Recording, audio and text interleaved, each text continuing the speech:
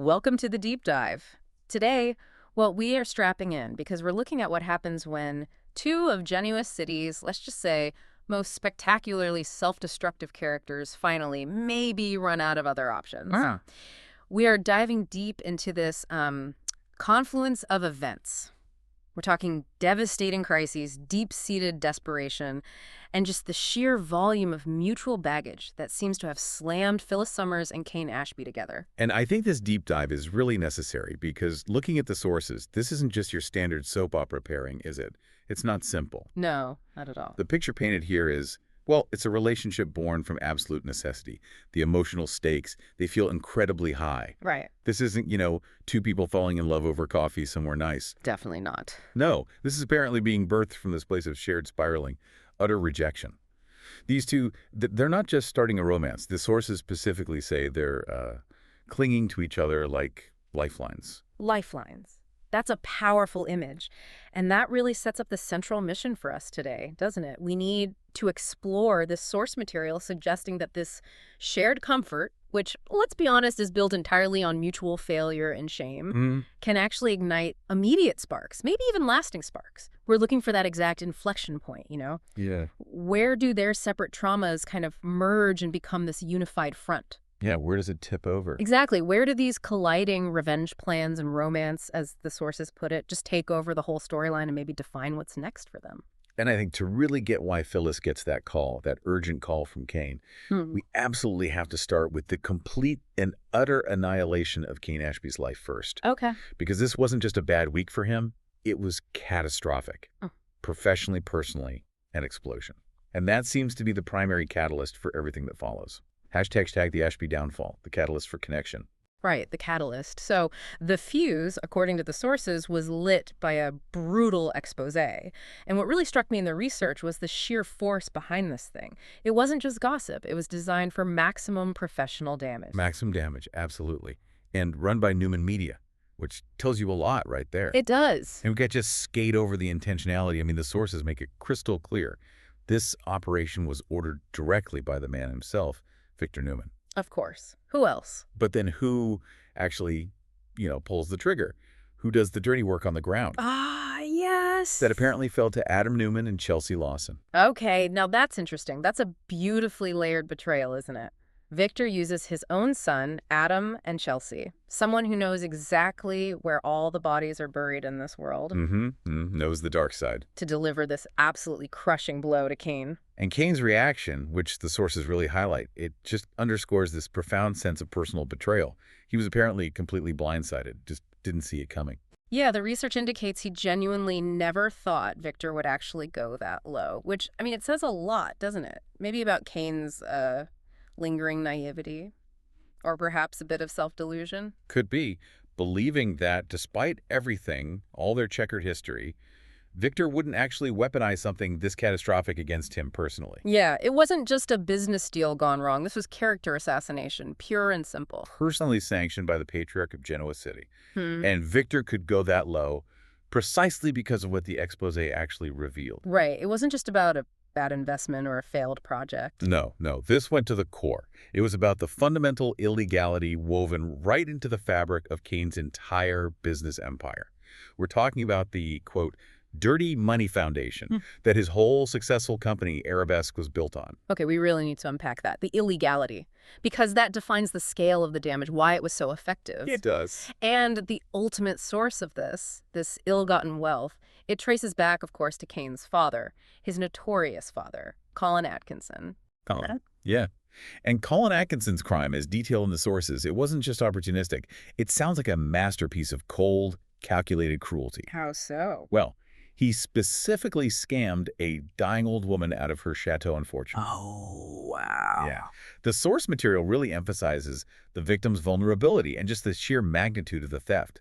This wasn't, lifting a wallet. This was grand-scale financial exploitation. And layered with emotional cruelty, targeting someone vulnerable like that. Exactly. And here's the absolute crux of Kane's crisis, the detail that makes his whole position just collapse. Yeah. These exact stolen funds, they were the very foundation, the seed money Everything. Arabesque was built on that. So his entire fortune, everything he presented himself as having achieved in Genoa City, it's all sitting directly on dirty, stolen money. There's no separating it. None. And the Newman Media piece made absolutely sure that financial truth was laid bare for everyone to see. But the consequences, as you can imagine, went way beyond just the financial hit. Oh, I bet. The human judgment must have been immediate. Immediate and, frankly, devastating. And it started with the two women who really represent his, familial and moral core. Jill and Lily. First, Jill Abbott. She acts as his pseudo-mother, his business mentor, often his moral compass, whether he likes it or not. Right. The sources detail how Jill immediately cornered him. She grilled Kane about Colin's shady final scam. Just laid into him. And Kane Z-Fig. He swore up and down, apparently. Insisted he knew nothing about it, claimed total innocence. But, in the court of public opinion, Too late. and certainly in Jill's mind, the damage was done. The association alone was probably fatal for her trust in him. But Jill grilling him is one thing. The situation truly escalated into, catastrophe. Right. When Lily Winters walked in. His wife, his primary anchor. Yeah, and she didn't just, quietly ask questions. The sources say she stormed in and joined Jill in tearing into him right after that Newman Media hit piece dropped. So a united front of condemnation. Absolutely. This wasn't some calm, rational discussion about finances. This was an intervention. Yeah. Driven by pure moral disgust. And for Lily, what was the breaking point? Was it just the dirty money itself? The dirty money was bad, obviously. But according to the sources, the real breaking point, the thing that pushed her over the edge, was the impact on their children. Charlie and Maddie. Ah, the kids, of course. Think about the level of fury here. She was absolutely distraught that their kids would find out that their grandfather wasn't just some charming rogue or scam artist, No. but someone who specifically swindled a vulnerable, dying woman. And worse, that their own father knowingly, or maybe unknowingly, it almost doesn't matter at that point, used that swindled money to build the life they were living, their whole luxury lifestyle. Yeah, that's a heavy burden for kids to carry and for a mother to contemplate. It's immense. And it led to that moment of ultimate rejection. She apparently looked right at him and said the words that probably just shattered him. Yeah. She didn't even recognize him anymore. Wow. That line, that complete disconnection, that's what breaks him. It's the final nail. Because Lily didn't just stop at anger. She pushed past it, reached that point of no return, and delivered the ultimatum. Which was? She told Kane flat out that their kids, Charlie and Maddie, should walk away from him for good. Oh my God, for good. For good. That abandonment. It wasn't just the marital rejection from Lillian anymore. It was the parental repudiation. That, plus the moral disappointment, the shame radiating from Jill, it was utterly devastating. It stripped away everything, didn't it? Every single anchor he thought he had left in Genoa City. His business, his wife, his kids' respect, Jill's support. Oh, gone. All gone in what felt like an instant. And that complete devastation propelled him directly into the next stage of his crisis, the absolute lowest point. Hashtag hitting rock bottom, the urgent call to Phyllis. Okay, so that brings us right to Kane's psychological and, I guess, emotional rock bottom. Mm-hmm. The source material, it really paints a visceral picture here. Total collapse. Mm-hmm. It does. He's described as distraught, having tears in his eyes. And the crucial moment, the shift, is when he finally realizes with this awful clarity that he can't fix this. Yeah, the point of no return. Lily is definitively done. The marriage, the family unit as he knew it, it's broken. The fallout feels irreversible to him in that moment. It's that quiet despair, isn't it? After the storm, after the shouting. Jill had apparently urged him, even pleaded with him, find some way to redeem yourself, fight back, do something. Right. Jill wouldn't just let him crumble. No, but the sheer weight of the emotional abandonment from Lily, combined with this deep sense of shame about the money, about Colin, about everything, it just overwhelmed any path to redemption he might have even considered. He's isolated, disgraced, utterly alone in that moment. Completely. And what happens right then? Right after this catastrophic loss, being torn apart by Jill and Lily. This is the pivot point. This is why we're doing this deep dive. Specific action. Exactly. The specific action a character takes in their deepest crisis tells you everything. And what does Kane do? Kane called Phyllis and tells her he needs to see her right away. It's urgent. Phyllis, not Jill. Again, not Michael Baldwin for legal help. Not even Billy for a, misery loves company drink. Nope. Phyllis. That action just speaks volumes, doesn't it? We really have to analyze the significance of that choice. Why her? Why Phyllis? Why was she the absolute first person he dialed when his entire world was collapsing around him? What's the thinking there? Well, putting it simply, The sources suggest Kane needed someone who won't judge him. That seems to be the core of it. After facing the most intense moral judgment possible from Lily, from Jill. Exactly. He needed refuge. Lily's rejection was fundamentally rooted in his moral failure, right? The legacy of shame, the dirty money. Phyllis, conversely, well, she operates in a space almost beyond typical Genoa City morality, doesn't she? She certainly has her own zip code when it comes to morals. Right. She's the perfect non-judgmental confidant in this specific situation, precisely because she's been publicly shamed, ostracized, condemned more times than probably anyone else in town. She knows exactly how it feels to lose everything, to be the town pariah. She really does. She Yep. doesn't have the moral high ground to stand on and criticize him for his father's sins or his own poor choices. And maybe that's what makes her feel safe to him in that moment. Terribly uniquely safe. That deep need for non-judgmental solace, that makes a lot of sense emotionally. But we also have to address, the slightly more cynical angle, the structural reality of Genoa City that our sources kind of point out. Okay. While the emotional reasons are strong, sometimes, on a soap opera, the universe just requires a pairing by, process of elimination, as the sources put it. It's absolutely true, and the source materials do acknowledge that. This pairing might, at least in part, be happening because, you look around. Who else is there? There's practically no one else left in Genoa City for Phyllis to realistically pair up with right now. Especially someone who could match her intensity, her level of complication, and her current state of crisis, too. Exactly. When you scan the landscape of available, non-attached men in town, especially men carrying significant emotional baggage and a capacity for, let's say, morally gray actions, Yeah. the list gets pretty short pretty quickly. It really does. And speaking of options, or lack thereof, we should probably address the elephant in the room, the external buzz that was happening around that time. Ah, yes. The Roger Howarth factor. Right. There was considerable speculation, mostly fan-driven, about a potential pairing between Phyllis and Roger Howarth's incoming character, purely based on their history, their incredible chemistry as Franco and Nina over on General Hospital. People wanted to see that spark again. And that buzz was strong. You can understand why. I mean, the dramatic potential of putting those two actors back together, especially with Phyllis in this volatile state, it was enticing. However, the sources we consulted confirm that, at least for now, that potential plot thread for Howarth's character is tied up elsewhere.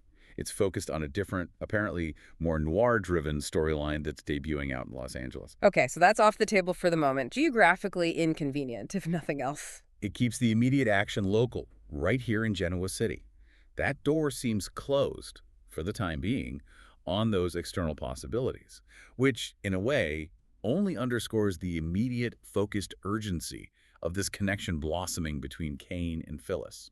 It's like the writers cleared the decks specifically for them, made it almost inevitable. Exactly.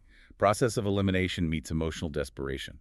Hashtag shared scars of foundation built on pariah status and paternal sin. Okay, so that external deck clearing, it brings us right to the deeper stuff. The profound thematic commonality that might actually make this pairing stick, or at least make sense on a character level. Right, moving beyond just the crisis of the moment. Yeah, we need to look at the shared scars. The deep stuff that suggests their potential understanding could go far deeper than just, temporary convenience or a shared night of angsty passion.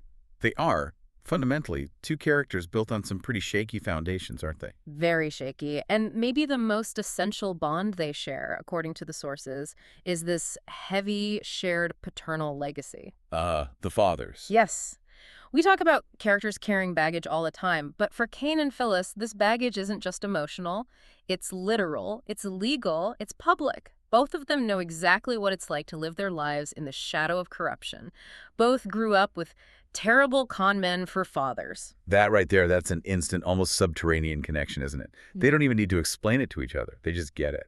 They get what it's like to bear the weight, financial and moral, of someone else's cons. And the sources suggest this isn't just about, bad childhood memories. No. It's about the constant, maybe debilitating realization that they can't escape the past. They can't escape the horrible things their father pulled, no matter how hard they try to build something different. And it's interesting to maybe contrast their fathers slightly, just to see the nuance in that shared burden. You've got Kane reeling from Colin Atkinson's actions. We're talking global-scale financial fraud, the kind of crime that ruins institutions, steals massive fortunes from vulnerable people. Right. It directly impacts Kane's public identity, his legitimacy as a businessman. It's tangible financial ruin. Exactly. Phyllis, meanwhile, grew up under a different kind of corrupting influence. Her father wasn't necessarily a financial mastermind like Colin, but he seemed to instill this, I don't know, this rebellious, impulsive, almost slippery cunning in her. It laid the groundwork for her own chaotic existence, her own schemes. So whether it's direct financial ruin like Kane faces or more of a psychological imprinting like with Phyllis, the result is similar. Both fathers essentially ensured their children would never have a simple, clean, uncomplicated life. Never. And this shared experience of paternal sin, it feeds directly into their other big commonality, shared public shaming and family rejection. And this is where Phyllis can offer Kane something really unique, isn't it? A specific kind of expertise. Oh, absolutely. She is the undisputed heavyweight champion of public humiliation in Genoa City. Pretty much. She has survived the absolute worst of it. And crucially, she's survived the fallout with her own kids, Daniel Romalotti and Summer Newman. That history left her utterly ostracized at times, a complete pariah. And to illustrate just how deep that goes, we should probably recall some of her greatest hits, or rather lowest lows. The sources specifically highlight her faking her own death with Jeremy Stark, calling it one of her worst schemes of all time. And it really was. I mean, think about that scenario from Daniel and Summer's perspective. She caused them profound, agonizing grief. They mourned her. They went through hell. Well, she was watching from the sidelines, presumably. Right. Watching them grieve, yes. That's a level of deliberate cruelty, of emotional manipulation. Few other characters have ever really sunk that low, even by soap standards. And that moral abyss she crawled out of, that's precisely why she's uniquely qualified to offer Kane counsel now. Or at least understanding. Exactly. She can relate to Kane's guilt, his shame over betraying his children's trust, maybe better than anyone else in town. She truly has, as the sources put it, been there, done that, got the crappy T-shirt. She's got the whole wardrobe. She really does.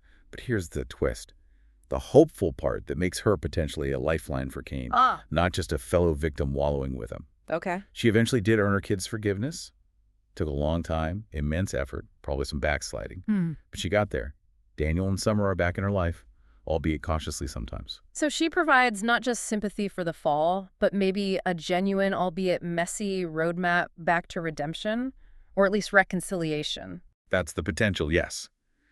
Kane sitting there feeling like his life is irrevocably damaged by Lily's rejection, seeing his relationship with Charlie and Maddie potentially severed forever. He needs to believe that familial love, that forgiveness, is actually recoverable. And Phyllis is living, breathing, scheming proof that it just might be possible, even after the worst betrayals. Now, moving beyond the family shame, the paternal legacy, they're also deeply bonded right now by shared, fresh, unrequited love, or rather, recent romantic rejection that fuels their immediate need for comfort, too. Right. Kane is absolutely reeling from that definitive, heartbreaking rejection from Lily. He's finally truly internalizing that she's not coming back this time. It's over. He's lost his wife and his fortune almost simultaneously. Devastating combo. And Phyllis, meanwhile, is nursing her own pretty significant romantic wound. The sources emphasize she's reeling from Nick Newman's recent decision to definitively pursue Sharon Newman. The eternal triangle. Or Right. square. Or pentagon, depending on the week. Exactly. But this time, it's the big reunion, the one known as Chic. And watching Nick fully commit to Sharon again, apparently that stings deeply for Phyllis. And you have to figure, for Phyllis, it's more than just losing out on Nick this time. It's like a profound, long-running defeat, isn't it? It really is. This specific rejection, Nick choosing Sharon again, it just reminds her so intensely of lost love, lost possibilities, and maybe fundamentally what she can't have. She and Sharon have been fighting over Nick for decades. It's baked into their DNA.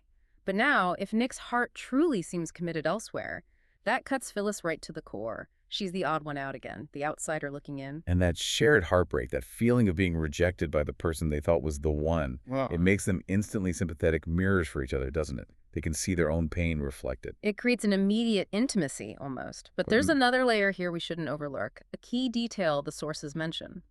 The crush history. Right, this wasn't entirely out of the blue. The sources indicate that Phyllis has likely been, quote, crushing on Kane for a while. Okay, so the attraction wasn't just born out of this crisis. It was latent. It was there under the surface. Seems like it. But Kane, being devoted to Lily, trying to make that work, he was strictly off limits. taboo even, given the dynamics. Until now. Until now, precisely.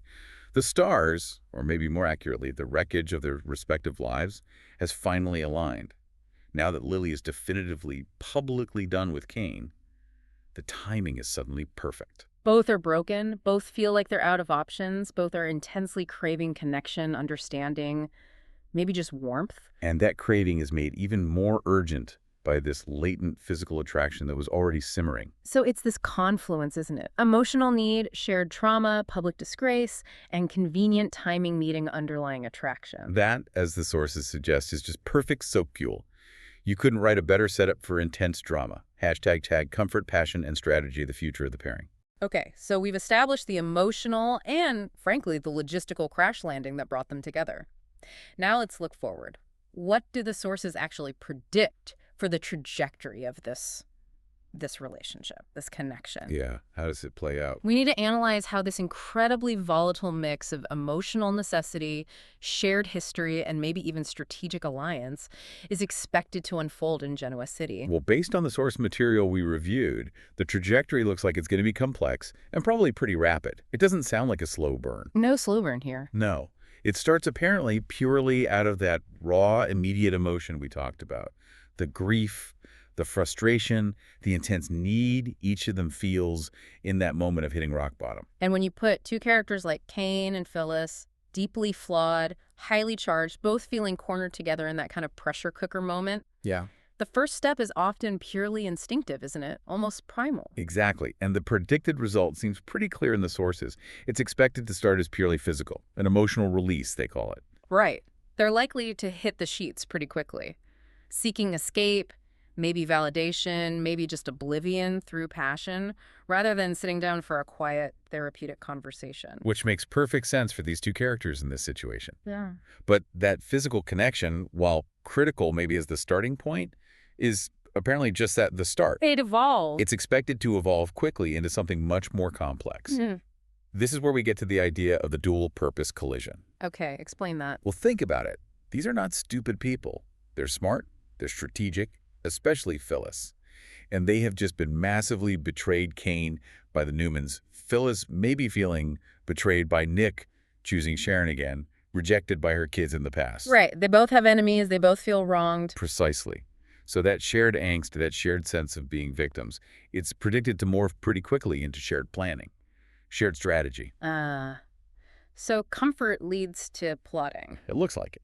They're likely, according to the sources, to launch a kind of dual-purpose strategy. Right. It's not just about licking their wounds together. What kind of strategy are we talking about? Well, the sources suggest it could be pretty comprehensive.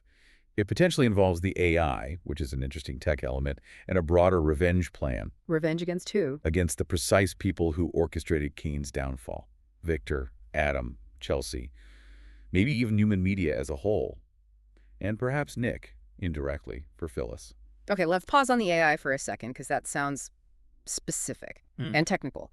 What do the sources imply that actually means in the context of Genoa City? It's a good question. Given the recent history on the show, the AI likely refers to some kind of advanced Newman media technology, maybe a sophisticated data analysis tool, or perhaps even a compromised system. It might be the very tool used in the expose against Kane. Or something Phyllis could potentially exploit. Exactly. Or perhaps it's something newly developed by a rival company, like Jabot, that they could leverage.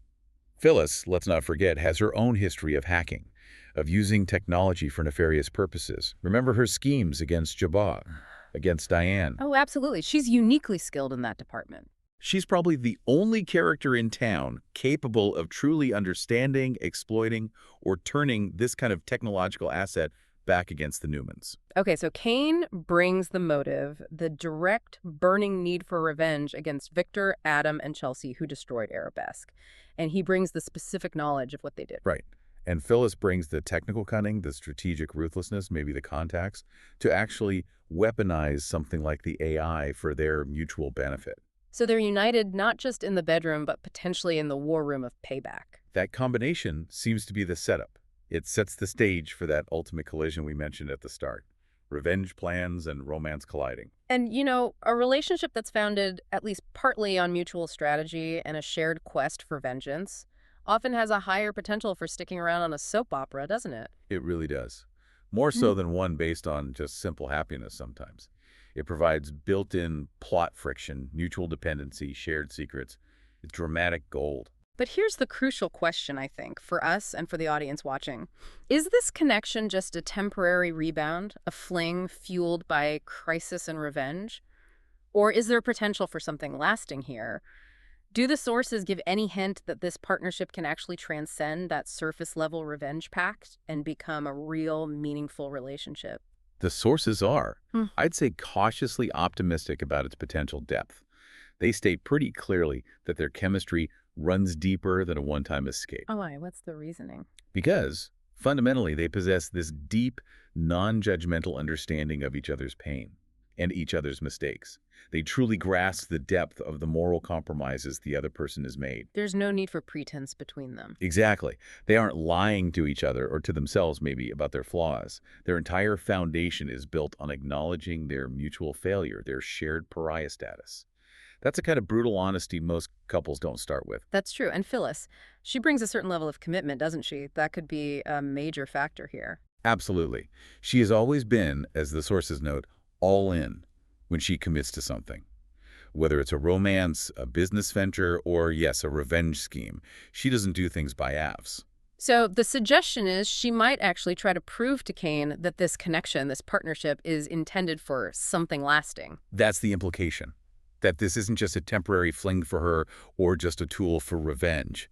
Phyllis might actually be looking at Kane as the partner who finally gets her chaos, who understands her complexities, not someone she needs to constantly hide her true nature from. A partner who accepts the whole package, flaws and all, because his own package is just as messy. Precisely. And the ultimate prediction from the sources, it points towards significant dramatic payoff. This whole situation is viewed as a major turning point for both characters. And the potential outcome. The sources suggest this could quickly blossom into a red-hot romance that shakes Genoa City to its core. Wow. Shakes Genoa City to its core. That's quite a statement. It is. Two pariahs, finding strength, finding purpose, finding maybe even genuine passion in each other's failures and their shared desire to hit back. It's potent stuff. Hashtag tag outro. So there we have it, our deep dive into the perfect storm, really, that seems to have created this Kane and Phyllis pairing.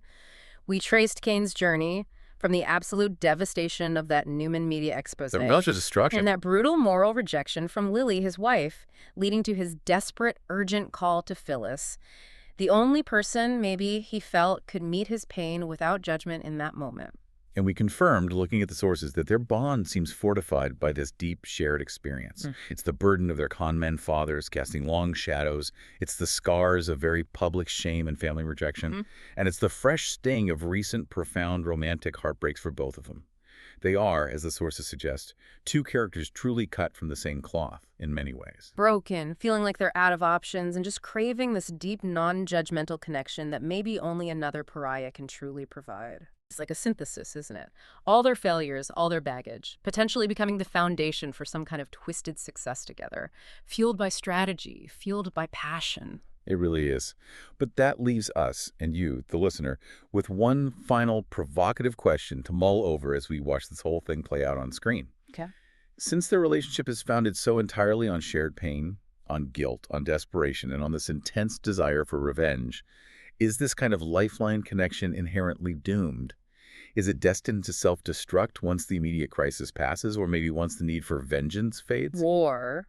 Or does shared failure, does that mutual understanding of the absolute worst parts of each other actually provide the most honest foundation, maybe even the most enduring foundation for a true, complex, messy soap opera romance? Does hitting rock bottom together create a stronger bond than meeting at the top? Something to think about.